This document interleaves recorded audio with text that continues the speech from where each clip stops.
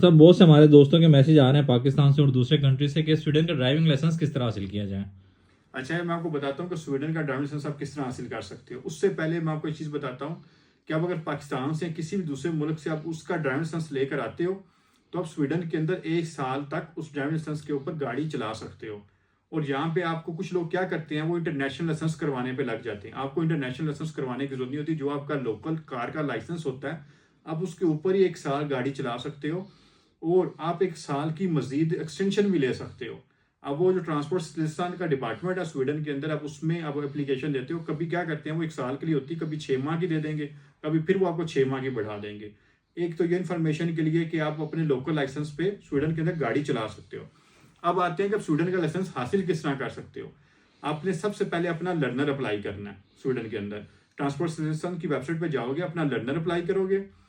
Learner apply وہ free ہوتا ہے, اس کے کوئی پیسے نہیں لگیں گے. اس کے بعد آپ آنکھوں کا آئی ٹیسٹ کرواؤ گے, اس کے جو چارجز ہوں گے 400-500 کروڑ وہ آپ سے لیں گے. پھر آپ نے رسک 1 اور رسک 2 دینا ہے. یہ 2 طرح کے ٹیسٹ ہوتے ہیں. رسک 1 میں ہوتا کیا ہے کہ آپ کو تھوڑا لیکچر دیتے ہیں کلاس روم میں بٹھا کے کہ الکوہلس پی کے گاڑی نہیں چلانی, اس طرح کی آپ کو کوئی انفارمیشن دیں گے سیفٹی کے حوالے سے. سیفٹی کے حوالے سے. اس کی کوئی 500-400 کروڑ فیس ہے. اب پھر آ جاؤ رسک 2 پہ. رسک 2 بتاتے ہیں کہ آپ اپنے آئس کے اندر گاڑی, کیونکہ سویڈن کے اندر برف بہت زیادہ پڑتی ہے, تو آپ نے آئس کے اندر گاڑی کس طرح چلانی ہے. انہوں نے ایک پراپر اس طرح کا ماحول بنایا ہوتا ہے جو آئس وغیرہ آئسی, یا انہوں نے گاڑی کو سسٹم اس طرح کا نیچے ٹائر لگائے ہوتے ہیں کہ اس کی سلپری تھوڑی زیادہ ہو.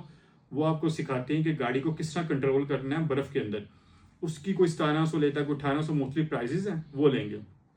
یہ رسک 1 رسک 2 کرنے کے بعد آپ نے تھیوری کا ٹیسٹ دینا ہے. اب تھیوری کا ٹیسٹ جو ہے وہ مختلف زبانوں میں ہے.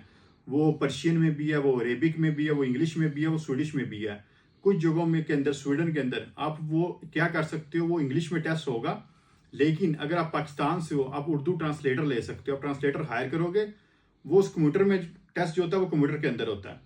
وہ ٹرانسلیٹر آپ کو بتائے گا کہ ایک سوال کا یہ مطلب, فار ایگزامپل آپ کو انگلش نہیں آتی, آپ کو کوئی لینگویج نہیں آتی, سویڈش نہیں آتی, وہ ٹرانسلیٹر آ جائے گا, وہ آپ کو بتائے گا یہ سوال ہے, اس سوال میں یہ پوچھا جا رہا ہے, اس کے 4 جواب ہیں, آپ بتاؤ کون سا جواب ہے. آپ پھر اس جواب کو سلیکٹ کر لو گے. اس میں تھیوری میں 70 سوال ہوتے ہیں. 5 سوال جو ہوتے ہیں وہ اڑ جاتے ہیں.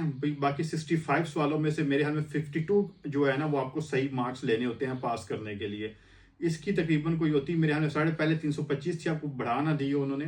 جب میں نے کیا تھا تب 325 کروڑ اس کی فیس تھی. میرے خیال میں 400 سم تھنگ. اب ہو سکتا ہے انہوں نے 400 کر دی ہو.